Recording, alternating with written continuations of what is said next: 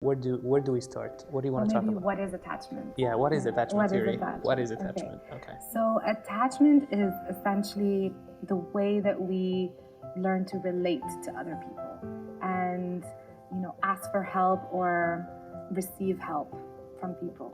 Ask, receive, and give kind of help, or just like that. It's like a relational aspect. Attachment is how we relate to the people around us in our lives. And so it's something that's formed generally really, really early on in infancy. And the first attachment that most people will have is with, as an infant and a mother. It could be any primary caregiver.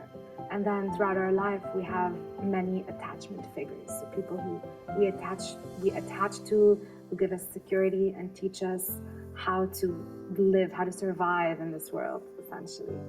And then, what I'm a bit more interested in is adult attachment.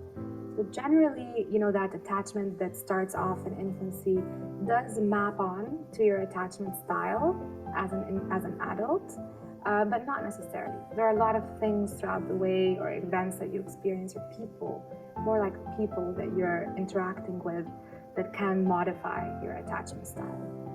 As well, the way that we attach to individuals can vary depending on who that individual is. A friend, a family member, a romantic partner, for example. Okay, so attachment can be modified. Absolutely. It's not like you started from infancy وبعدين ما تتغيرش تاني. It can be modified. Yeah. Okay. So one of the things that therapy often targets is this attachment style, because the role of a therapist is to model a secure or an appropriate attachment between the client and the therapist themselves.